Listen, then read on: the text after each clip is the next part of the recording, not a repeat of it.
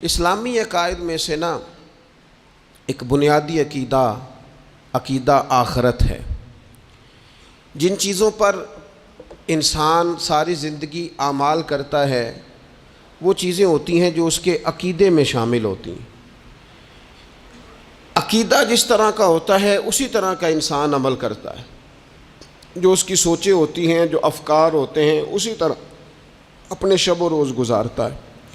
جن لوگوں کا عقیدہ آخرت مضبوط ہوتا ہے نا کہ ہم نے اللہ کی بارگاہ میں کھڑے ہونا ہے، ہم نے اس کی بارگاہ میں جا کے اپنے اعمال کا حساب دینا ہے، عقیدہ آخرت مضبوط ہو تو لازمی طور پر اعمال سنور جاتے ہیں۔ انسان جواب دہی کے تصور کے ساتھ اپنے معاملات زندگی کو بار بار صحیح کرنے کی کوشش کرتا ہے۔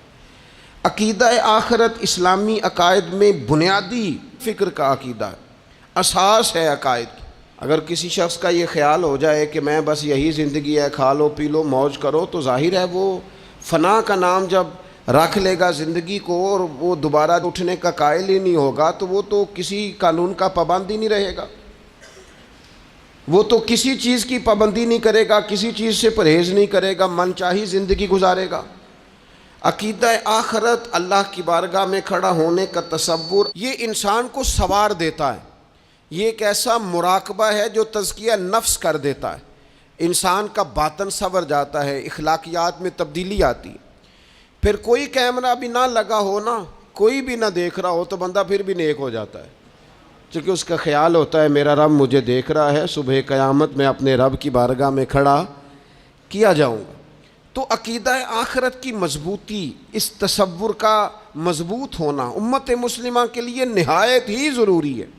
آپ دیکھیے قرآن مجید فرقان حمید ہماری توجہ دلاتا ہے، اور سورۃ القیامہ کے اندر اللہ کریم نے ارشاد فرمایا ایحسب الانسان، کیا آدمی اس گھمنڈ میں ہے، کیا انسان کا یہ خیال ہے ان یترک سدی، کہ اسے آزاد چھوڑ دیا جائے گا، اس سے پوچھا نہیں جائے گا؟ کیا انسان یہ سمجھتا ہے اس سے کوئی سوال؟ ایحسب الانسان، کیا انسان اس گمان میں ہے، اس گھمنڈ میں ہے ان یترک سدی، کہ اسے آزاد چھوڑ دیا جائے گا، کوئی پوچھنے والا نہیں ہوگا؟ اسے آزاد نہیں چھوڑا جائے گا، اس پر پابندیاں ہیں، اس پر کچھ قیود ہیں، اسے کچھ حدود بتائی گئی ہیں، اسے ایک دائرہ کار دیا گیا ہے، اسے بتایا گیا ہے کہ یہ حلال ہے، یہ حرام ہے، یہ تیرے لیے جائز ہے، یہ تیرے لیے جائز نہیں ہے۔ اس چیز کی حد تک تو آگے بڑھ سکتا ہے، یہاں سے اس لائن کو تو کراس نہیں کر سکتا۔ اس پر پابندیاں ہیں، ان پابندیوں کے بیچ رہ کے وہ زندگی گزارے گا۔ اور یہ بھی یاد رکھے، یہ آیت ایک دوسرا معنی یہ دیتی ہے کہ یہ مت سمجھے کہ صبح قیامت اسے چھوڑ دیا جائے گا، اس سے پوچھا جائے گا، اس سے سوال کیا جائے گا۔ اللہ کی بارگاہ میں جب یہ کھڑا ہوگا تو اسے اپنے اعمال کا حساب دینا ہو۔ لازمی طور پر ایک عدالت صبح قیامت لگے گی، جس عدالت میں مجرم پیش ہوں گے، انہیں اپنے جرموں کا حساب دینا ہے، ظالموں کو کھڑا کیا جائے گا، ان سے ان کے ظلم کے بارے میں باز پرس ہوگا۔ تو لازمی طور پر عقیدہ آخرت کی مضبوطی انسان کو مضبوط کرتی، اس کے اعمال پر پیرے بیٹھ جاتے ہیں، وہ پھونک پھونک کر قدم رکھتا ہے، سوچ کر جملے بولتا ہے، وہ کوئی بھی معاملہ کرتا ہے تو اس میں اس کا خیال ہوتا ہے کہ میں نے دنیا سے چلے جانا ہے، میرے پاس پتہ نہیں کتنا وقت بچا ہے، لہٰذا مجھے آخرت میں پیش ہونا ہے، اپنے معاملات کی آسانی کے لیے، وہاں کی آسانی کے لیے میں یہاں تھوڑا سوچ سمجھ کے چلوں۔ رب فرماتا ہے تجھے ایسے ہی آزاد نہیں چھوڑا جائے گا، آزاد پنچھیوں جیسی زندگی نہ گزار، صبح قیامت کے معاملات کو پیش نظر رکھ، اس پر غور کر۔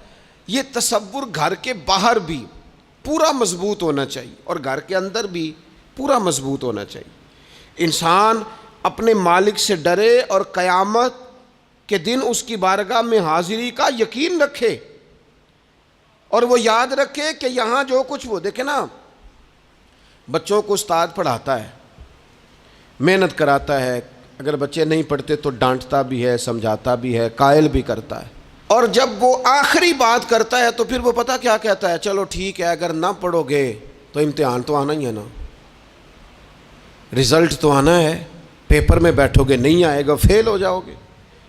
یہ لاسٹ پر یہ بات ضرور ہوتی ہے، اور یہ امتحان دینے کا تصور اور امتحانی سینٹر میں جانے کا خیال طالب علم کو مجبور کرتا ہے کہ میں اسباق تیار کروں، میں بار بار اس پر غور کروں، میں کتاب کو سمجھوں، میں اس کو حل کروں چیزوں کو، تاکہ جب میں مرکز میں جاؤں پرچہ دینے کے لیے امتحانی سینٹر میں تو پھر مجھے پریشانی کوئی نہ ہو۔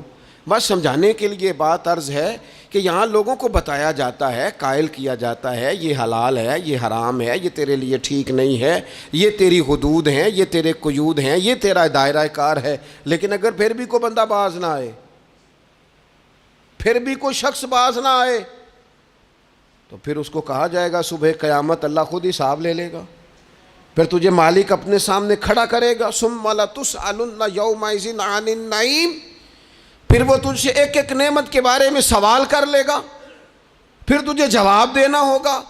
تو اس تصور کو اپنی زندگی میں لاگو کریں کہ ہم نے مرنا ہے، اللہ کی بارگاہ میں جان، اس تصور کو پوری طور پر طاری کریں اپنے ذہنوں میں۔ یہ جو رسمی سی بات ہے نا پتہ نہیں کب چلے جانا ہے، جو جانے والے ہوتے ہیں ان کی کوئی تیاری بھی ہوتی ہے، جن کو پتہ ہوتا ہے نا وہ رمضان المبارک میں نا کئی دفعہ ایسا ہوتا ہے کہ ٹکٹیں نہیں مل رہی ہوتی ہیں اور عمرے کے ویزے لگ چکے ہوتے ہیں، تو ایجنٹ کہہ دیتے ہیں جانے والوں کو کہ تیاری رکھنا، کسی وقت بھی میرا فون آ جائے گا۔ تو لوگوں نے بیگ باندھ لیے ہوتے ہیں، سامان تیار کر لیا ہوتا ہے، سارے انتظامات کر کے رکھے، کیوں کہ پتہ نہیں کس وقت بلاوا آ جائے گا۔ تو روز کہتا ہے پتہ نہیں اللہ کی جانب سے کس وقت بلاوا آ جائے گا۔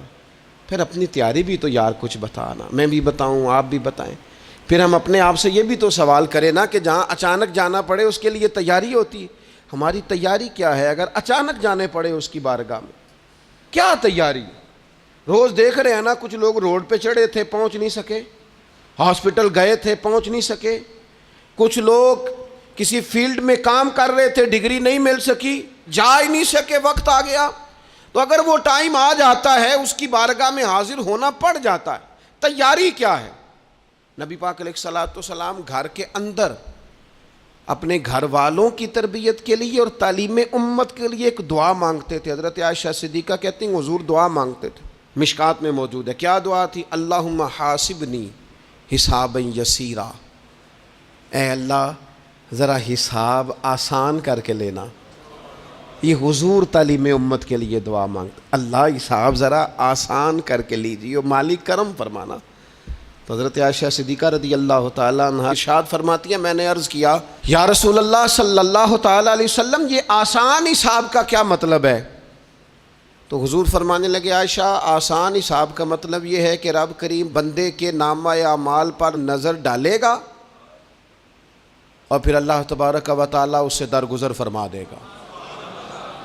یہ آسان حساب ہے، پتہ مالک کو ہے اس نے کیا کیا ہے، پر کریم ہے نا، عدل کریں تے تھر تھر کمبن، اچیاں شاناں والے تے جے فضل کریں تے پھر بخشے جامن میرے جے منہ کالے، نظر کرے گا پھر معاف فرما دے گا۔ اور حضور فرماتے عائشہ یاد رکھو جس سے اس نے حساب لیا وہ پھر بڑی مشکل میں آ جائے گا، اس کے لیے مشکل ہو۔ اللہم حاسبنی حسابا یسیرا، اے اللہ تو حساب ذرا آسان کر کے لینا، ذرا آسان کر کے۔ یہ تعلیم امت کے لیے کہ امت کے دل میں خیال پیدا ہو کہ حساب دینا ہے، تو نے حساب دینا ہے، تو نے اپنے مال کا حساب دینا ہے، تو نے اپنے لفظوں کا حساب دینا ہے، تو نے معاملات کا حساب دینا ہے۔ تو جس کرسی پہ بیٹھا ہے، تو کلرک ہے یا صدر ہے، تو نے اپنی اس نشست کا حساب دینا۔ تو استاد ہے یا پیر طریقت ہے، تو مؤذن ہے یا خطیب ہے، تو جو بھی ہے تو نے حساب دینا ہے۔ تجھے تیرے منصب کے بارے میں پوچھا جائے گا، تجھے تیرے عہدے کے بارے میں پوچھا جائے گا، تجھے اپنی ذمہ داریوں کے بارے میں حساب دینا، اللہ کی بارگاہ میں تمہیں جا کے بتانا ہے کہ تم نے کیا اعمال کی۔ اس تصور کو پکا کریں اپنی۔ یہ تصور کتنا کو پکا ہونا چاہیے، دنیا کیا ہے اور آخرت کیا ہے۔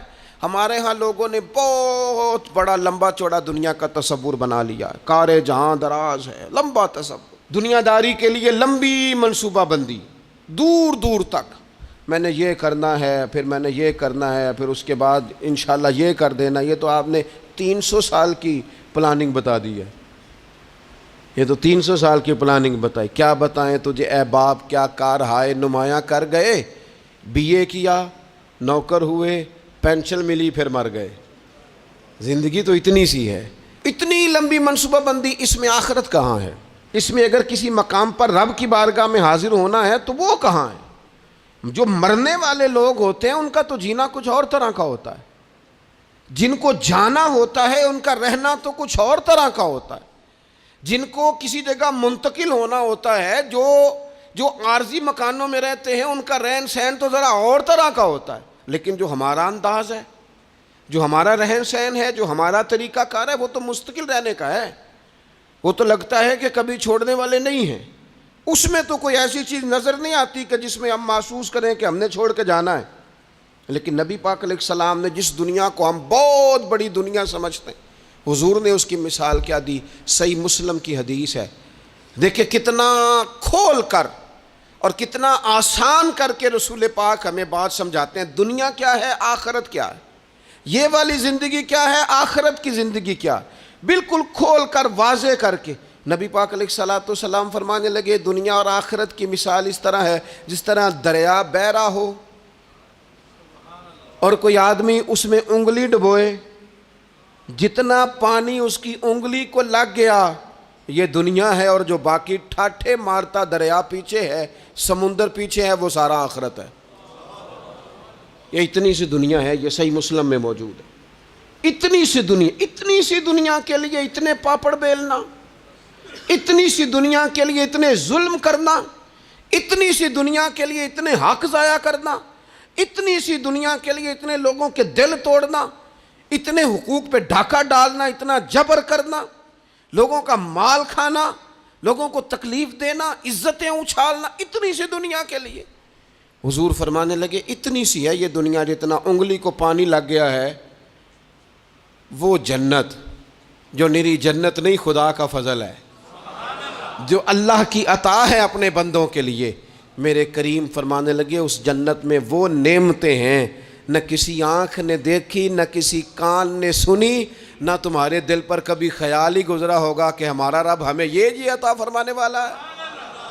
تھوڑا سا نا 24 گھنٹوں میں کچھ ٹائم اپنی آخرت کے لیے, اپنے سارے معاملات کو مرتب کرتے ہوئے کچھ زندگی کے کام اپنی آخرت کے لیے. آپ یقین کریں بچوں سے لے کر بڑوں تک, ان پڑھ سے لے کر پڑھے لکھے تک, ہم نے جس کو اپنے مزاج کے مطابق کم فہم سمجھا اس سے لے کر دانشور تک دوڑ لگ گئی دنیا جمع کرنے کی. وہ ایک سوچ حضرت سلطان باہو رحمۃ اللہ علیہ فرمانے لگے, ہزاروں لوگ ان کی خدمت میں آیا کرتے تھے تو کہتے ہیں رابدہ طالب کوئی نہیں ملیا, تے جو ملیا ہے طالب زردہ ہو. یہ تو دعا کرانے آئے ہیں کہ میرا کاروبار نہیں چلتا, یہ تو دعا کرانے آئے ہیں کہ جناب وہ میرا جو ہے وہ فلانا کیس سلجھ گیا. رابدہ طالب کوئی نہ ملے. کوئی ایسا تو آتا جو کہتا میری اس سے ملاقات کرا دے, کوئی طریقہ بتائیں مالک معرفت کیسے دیتا ہے. کوئی تو ایسا آتا جو کہتا کہ آؤ نہ کچھ باتیں درد کی کریں, کچھ عشق رسول کی تم کرو, کچھ محبت مصطفیٰ کی میں کروں. کچھ ایسے آتے جو کہتے آؤ نہ کوئی ذکر چھیڑیں صدیق اکبر کا, کوئی بات کریں سیدنا فاروق اعظم کی, کچھ تذکرے ہو جائیں عثمان غنی کے, تھوڑی دیر ہو نہ جائے مولا علی کا تذکرہ. کچھ لوگ ہوتے نا ایسے جو اس طرح کے ہوتے, لیکن وہ ہر وقت دنیا داری, ہر وقت. اچھا کہیں اکتاتے بھی ہیں نا, تھک گئے کاروبار کر کر کے, کہیں اکتاتے بھی ہیں تو کرتے کیا ہیں, سیر کرنے چلے جاتے ہیں. میں جی بور ہو گیا ہوں کام کرتے کرتے, چلو میں اب ٹھنڈے علاقے میں چلتا ہوں. کبھی تو ایسا ہونا تو کہے میں نے بچوں کو بھی وقت دیا ہے, دوستوں کو بھی دیا ہے, یاروں کو بھی دیا ہے, صحت کو بھی دیا ہے, میں نے ٹائم اپنے شوق کو بھی دیا ہے, اب میں کسی کو ٹائم نہیں دوں گا, یہ چند گھنٹے میں صرف رب رسول کی بارگاہ میں حاضری دوں گا. تو ذرا جم کے قرآن پاک پڑھے, تو ذرا ذوق سے درود پاک پڑھے, تو ذرا شوق سے میرے محبوب کی نعت سنے, تو سارا زمانہ بھول جائے اور تو رج رج کے دعا مانگے اپنے رب کی بارگاہ میں, اپنی پریشانیاں عرض کرے, اپنے اندر کی کیفیت بیان کرے. دل جو سخت ہو گیا ہے, ذہن جو سخت ہو گیا ہے, جو طبیعت میں وہ نورانیت نہیں آ رہی, اس کی تو بات کرے. تو اپنے رب کی بارگاہ میں معافی کا سوال کرے، تو اس سے قیامت کے دن درگزر کرنے کے لیے عرض کرے، کچھ تو ایسا ٹائم نکلے۔ لیکن دوستو، ہم تو بالکل الجھتے ہی جا رہے ہیں۔ وہ معاملات زندگی ہیں کہ ختم ہی نہیں ہو رہے، شوق ہیں کہ ختم ہی نہیں ہو رہے، باتیں ہیں کہ بڑھتی چلی جا رہی ہیں۔ دور گزر گیا جب لوگ کہتے تھے کہ کوئی درود پاک بتائیں جس سے سرکار راضی ہو۔ ایک کی مسئلہ ہے، کام نہیں چلتا۔ ایک صاحب آئے، کام نہیں چلتا۔ میں نے کہا سورہ واقعہ پڑھا کریں۔ کہتے ہیں حضرت میں بڑی دیر سے پڑھ رہا ہوں۔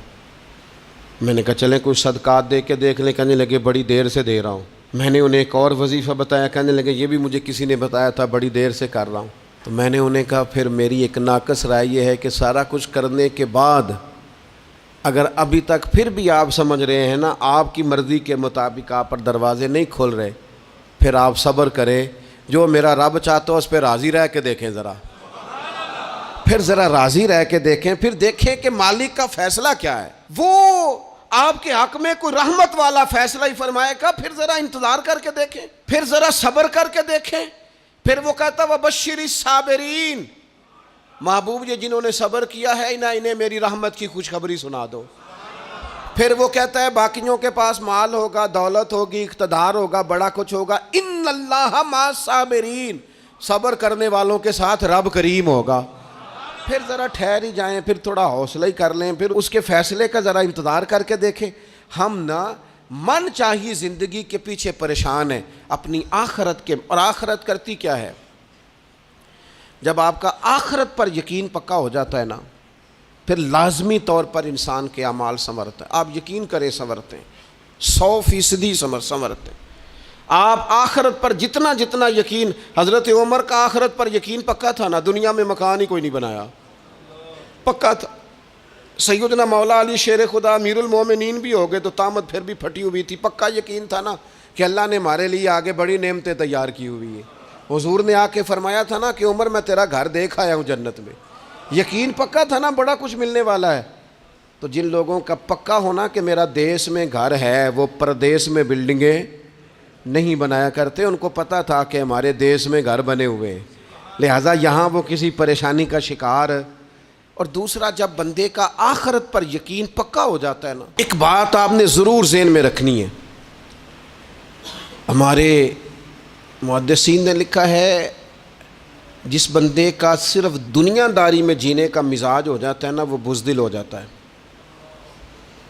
اور جس کا خیال ہوتا ہے نا زندگی عارضی ہے، صبح قیامت دوبارہ اٹھوں گا، وہ بندہ بہادر ہو جاتا ہے۔ جس کا خیال ہے نا یہی کچھ ہے، کھا لو پی لو بس، یہ زندگی ختم ہو گئی تو ختم ہو گئی، مر گئے تو مر گئے، ختم ہو گئے، فنا ہو گئے، ان لوگوں کا مزاج بزدلانہ ہو جاتا ہے، جرت مند نہیں رہتے۔ اور جن کا یہ خیال ہوتا ہے نا مرنے کے بعد بھی اٹھنا ہے، ایک نئی زندگی اللہ عطا کرے گا، وہ لوگ پھر موت سے گھبراتے نہیں، انہیں مرنے سے ڈر نہیں لگتا۔ پھر موت کا لفظ کوئی بندہ سنا کہ انہیں بلیک میل نہیں کر سکتا، وہ بندے طاقتور ہو جاتے ہیں، باہمت ہو جاتے ہیں۔ حضرت جابر بن عبداللہ فرماتے ہیں، بخاری میں حدیث ہے، فرماتے ہیں ایک احد والے دن ایک صحابی کھجور کھا رہے تھے، تو کھجور کھاتے کھاتے انہوں نے نبی پاک صلی اللہ تعالیٰ علیہ وسلم کی خدمت میں عرض کی، حضور اگر میں آج شہید ہو جاؤں تو کہاں جاؤں گا؟ تو محبوب فرمانے لگے میرا رب اپنے فضل سے تجھے جنت عطا کرے گا۔ حضرت جابر بن عبداللہ رضی اللہ تعالیٰ عنہ فرماتے ہیں اس بندے نے کیا کیا، اس نے نا کھجور جتنی کھا لی تھی کھا لی، باقی نکال دی منہ سے، تلوار لی، میدان میں گئے، شہید ہو گئے۔ سبق ہمیں کیا دیا؟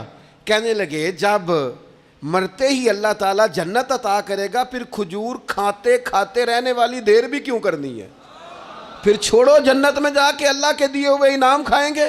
کھجور کھانے کی بھی دیر برداشت نہیں کی۔ یہ آخرت کا اجر، آخرت میں رب کی بارگاہ میں کھڑے ہونے کا تصور بندے کو طاقتور کر دیتا۔ وہ بزدل، اقبال کیا کہتے ہیں؟ اقبال کہتے ہیں موت کو سمجھے ہیں غافل اختتام میں زندگی، یہ ہے شام میں زندگی، پھر صبح دوام میں زندگی۔ اور حضرت بلے شاہ بھی بول پڑے، وہ کہنے لگے عرش فرشتے بانگاں ملیاں مکے پہ گیا شور، بلے شاہ آسان نہیں مرنا، یہ تے مر گیا ہی کوئی ہور، یہ تو کسی اور۔ پھر ایک اور درویش بولے، وہ کہنے لگے وارث شاہ او کدو مر دے، وارث شاہ او کدو مردے جنہ کیتیاں نیک کمائیاں نے، وہ تو اللہ کی بارگاہ میں انعام پاتے ہیں. ایک پل ہے موت، اس پل سے گزرتے ہیں، پھر رب کا فضل انہیں ملتا ہے. میں کئی دفعہ کہہ چکا ہوں، پھر کہتا ہوں، یہ جب بہت ٹینشن بن گئی نا، ڈپریشن بہت بڑھ گیا، کووڈ-19 کے دن تھے، کرونا کے، تو مجھے ایک سرکاری ادارے میں بلایا گیا جہاں اس عملے کو میں نے گفتگو کرنی تھی، اس عملے سے جو مریضوں کو دیکھ رہا تھا. کہنے لگے، مجھے وہاں کے جو ہیڈ تھے کہنے لگے پیر صاحب بڑا ڈپریشن بڑا ہے، لوگ ڈر رہے ہیں. وقتی طور پہ خوف بھی بڑا تھا. تو میں نے ایک صاحب سے وہاں کہا کہ اتنا خوف کس بات کا؟ کہنے لگے جی مجھے تو زیادہ ہجوم آ جائے تو میرا سانس نہیں نکلتا، تو قبر میں تو کھڑکی کوئی نہیں، تو تصور سوچ سوچ کے میں ڈرتا ہوں. تو میں نے کہا ڈاکٹر صاحب، ماں کے پیٹ میں جو رب آکسیجن دیتا ہے وہ قبر میں بھی دے گا. تو انہوں نے آپ کی طرح سبحان اللہ نہیں کی، کیونکہ وہ ڈاکٹر صاحب تھے نا. سیانے بندے کو سمجھانا بھی کافی سیانے بندے کا کام ہے، وہ زیادہ سیانے تھے. لیکن نا سوتے کو جگانا تو کام ہے، اور اگر جاگتے کو جگانا پڑ جائے تو بہت مشکل کام ہوتا ہے. وہ ڈاکٹر صاحب تھے. وہ کہنے لگے جی حضرت صاحب، وہ تو ماں سانس لیتی ہے تو وہ بچے کو جاتا ہے، وہ آکسیجن ماں کے سانس کی بنیاد پہ ملتی ہے، تو قبر میں وہ کیسے ہوگا؟ میں نے کہا چلیں ٹھیک ہے ڈاکٹر صاحب، آپ کی یہ دلیل بھی مان لیتے ہیں. وہ جو انڈے سے بچہ نکلتا ہے، وہ چاروں جانب کوئی سوراخ ہوتا ہے؟ ڈاکٹر صاحب نے قلم چھوڑ دیا، رکھ دیا. میں نے کہا چلو یہ بھی بتاؤ زندہ ہی نکلتا ہے؟ کہنے لگے بالکل. تو میں نے کہا سونا بھی نکلتا ہے؟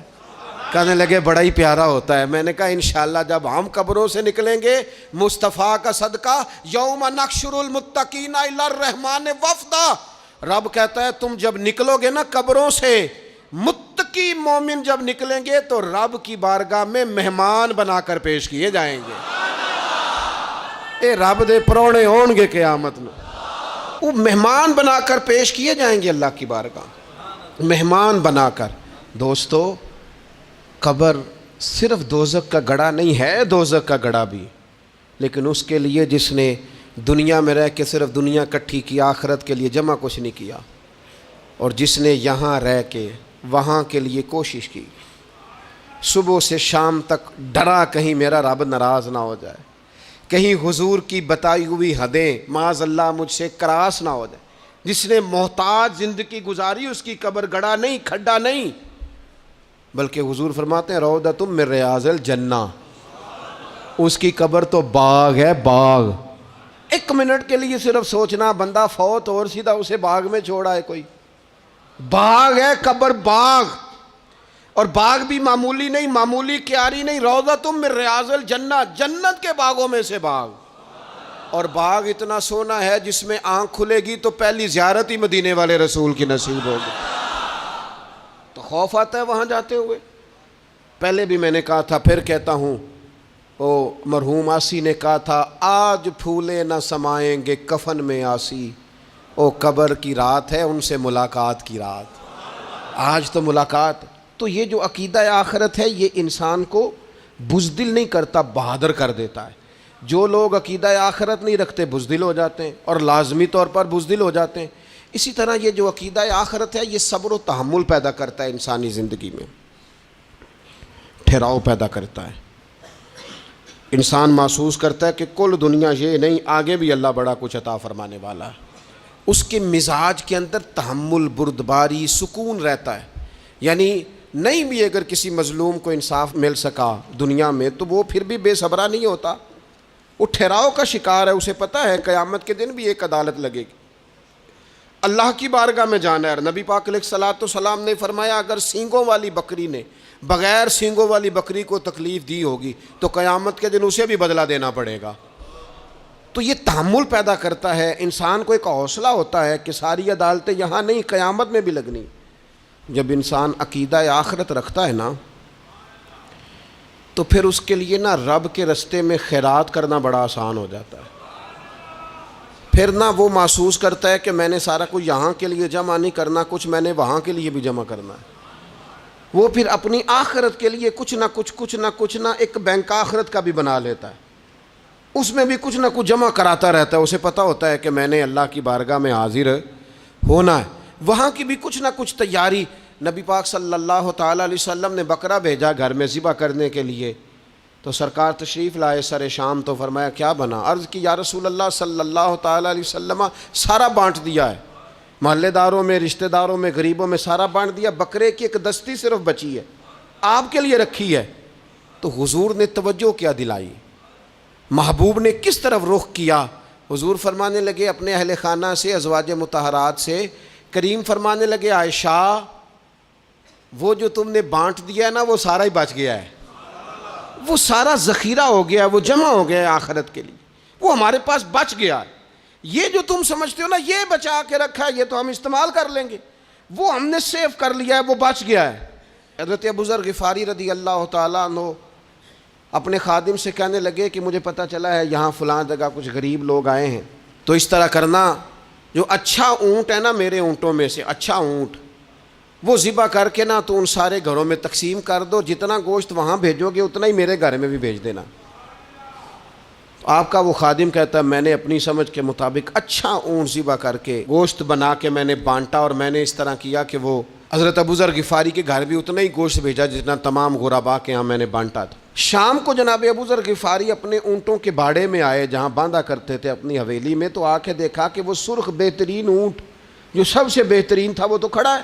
تو آپ اپنے خادم سے کہنے لگے میں نے تمہیں کہا تھا جو سب سے اچھا ہے اس کو ذبح کرنا، تو وہ کہنے لگا حضور وہ باقیوں میں سے سب سے اچھا تھا، اس سے ہی تھوڑا سا کمزور تھا، اور یہ تو آپ کی سواری کے لیے ہے نا، یہ تو آپ کے کام آتا ہے، اس پہ تو آپ سفر کرتے ہیں، اس لیے میں نے اسے چھوڑ دیا، اور اس کے بعد جو سب سے اچھا تھا وہ میں نے ذبح کر دیا۔ تو حضرت ابو ذر غفاری فرمانے لگے تو شاید سمجھا نہیں، میں اسے بھی سواری کے لیے رکھنا چاہتا تھا پر اپنی آخرت کی سواری کے لیے، میرا دل تھا وہ جو آخرت میں سفر کرنا ہے نا، دشوار گزار گھاٹیاں ہیں، ان گھاٹیوں کے لیے وہ اونٹ میرے کام آ جائے گا، لہذا میں نے تجھے کہا تھا جو سب سے بہتر ہو وہ دے دینا تاکہ ذرا میری آخرت کی سواری بن جائے، تاکہ میں ذخیرہ کر لوں۔ بڑا دیا بال بچوں کو، بڑا دیا بہن بھائیوں کو، بڑا دیا دوست احباب کو، بڑے قرضے دیے ادھر ادھر، لیکن ساری زندگی دیے، ایک موقع پر صرف آپ نے کسی کو انکار کیا نہ، ایک موقع پر، تو وہ پچھلے جو 99 دفعہ آپ نے دیا ہوتا ہے وہ اس کا بھی منکر ہو جاتا ہے، وہ کہتا ہے تو نے کدی کام تے کام ہی نہیں آیا، وہ تو نے تو میری امید ہی توڑ دی، وہ سارے شکوے ساری زندگی کہاں خرچ کر دی بلا، کس مقام پر۔ اور یہاں حال یہ ہے کہ حضور فرماتے ہیں جب تو صدقہ دیتا ہے تو رب اسے اپنے دستے قدرت میں لیتا ہے، اور اس طرح تمہارے صدقے کو پالتا ہے جس طرح تم اپنے گھر میں بچھڑا نہیں پالتے، اس طرح صبح قیامت تمہیں وہ نتیجے کے طور پر پلا ہوا صدقہ ملے گا۔ ہم اپنی آخرت کو چونکہ اس لیول پر یقین نہیں لاتے الا ماشاءاللہ، لہٰذا اس کی تیاری کے لیے ذخیرہ نہیں کرتے، اپنی آخرت کی تیاری کے لیے ذخیرہ کریں اور کوشش کریں کہ اور یہ عقیدہ اپنی اولادوں میں، اپنے متعلقین میں، اپنے احباب میں اس کو راسخ کریں، کوئی نہ کوئی بات عقیدہ آخرت کی، قیامت کی ضرور اس کا تذکرہ کریں، ان باتوں کو اپنی زندگی کا حصہ بنائیں۔ اگر عقیدہ آخرت نہ ہو تو دنیا کی ساری چیزیں ویسے ہی لوگوں کو عجیب لگنے لگ جائیں، اگر کوئی قیامت ہی قائم نہ ہو تو مظلوم رہ گیا، ظالم نے تو پھر ظلم ہی کمایا، وہ تو پھر دندناتا پھرے گا۔ تو رب کہتا ہے اَيَحْسَبُ الْإِنسَانُ أَن يُتْرَكَ سُدًى، کیا انسان سمجھتا ہے کہ اسے یوں ہی چھوڑ دیا جائے گا، کوئی اسے آزاد ہی چھوڑ دیا جائے گا، کچھ پوچھا ہی نہیں جائے گا؟ صبح قیامت سوال ہوں گے، رب کی بارگاہ میں حاضری ہوگی، اللہ کے حضور سوالات کے جواب دینے ہوں گے، لہٰذا اپنی زندگی کے اعمال کو مرتب کرتے وقت، کوئی بھی کام کرتے وقت ایک تصور ضرور ذہن میں رکھیں کہ مجھے صبح قیامت اس کا حساب دینا ہے۔ یہ جو جواب دہی کا تصور ہوتا ہے یہ انسان پر پہرے دار ہوتا ہے، یہ اس کو مضبوط کرتا ہے، اس کی عقیدے کی بنیادیں اس کے عمل کو طاقتور کر دیتی ہیں۔ لہٰذا عقیدہ آخرت اپنے بچوں میں، آنے والی نسلوں میں، آپ دیکھیں حضور نے یہ عقیدہ آخرت مضبوط کر دیا تھا نا، تو پھر سیدہ فاطمہ الزہرا نے کچے مکان میں ساری زندگی گزار دی، پھر محبوب پاک نے دیکھا کہ وہ اونٹ کے بالوں کی بنی ہوئی چادر اوڑھ کے چکی پیس رہی ہیں، تو محبوب نے یہ نہیں فرمایا کہ اللہ آسانی کر دے گا، اچھا وقت آ جائے گا تو فکر نہ کرنا یہ مشکل، نہ محبوب کریم نے فرمایا فاطمہ دنیا میں تھوڑی مشقت برداشت کرو، اللہ آخرت کی ساری سعادتیں آپ کو ہی عطا فرمائے گا۔ گویا کریم نے فرمایا آپ کو یوں ہی زندگی گزارنی ہے، یہی طرز رکھنی ہے، اسی طرح ہی آپ کو وقت گزارنا ہے۔ جو آرام کا وقت ہے وہ اللہ تعالیٰ جنت میں عطا کرے گا۔ عقیدہ آخرت کی مضبوطی، تھوڑا سا ہمارے ایک بڑے قریبی دوست تھے، بڑا میرا ان سے پیار تھا، 34.5 سال عمر، خود ہارٹ اسپیشلسٹ ڈاکٹر، لیکن یہ پچھلے ہفتے وہ مریضوں کو چیک کر کے نیچے آ کے دفتر میں بیٹھے ہیں۔ ایک تو لوگ کہتے ہیں نا ہسپتال پہنچ جاتا تو شاید بچ جاتا، تو ہاسپٹل کے اندر ہی تھے، اور ابھی چڑھتی جوانی، 34-35 سال عمر۔ لیکن کمال یہ تھا کہ میرے جیسے کئی لوگوں نے بھی آنسو اس لیے بہائے کہ اتنی چڑھتی جوانی میں اتنے خوبصورت ماحول کے اندر بھی انہوں نے مزاج خیر خواہی کا بنایا ہوا تھا، ہر شخص سے حسن کلام اور رب رسول کی طرف اپنا لگاؤ، نماز کی پابندی، جب بھی حال پوچھنا تو کہتے تھے اللہ اور اس کے رسول کا فضل ہے۔ تو اپنی زندگی میں جن لوگوں کا تصور آخرت مضبوط ہو جاتا ہے وہ کئی دفعہ جلدی بھی سمٹ کر چلے جائیں تو ان کے حق میں رحمت والے فیصلے ہوتے ہیں۔ اللہ تعالی ہمیں سمجھنے کی توفیق عطا کرے۔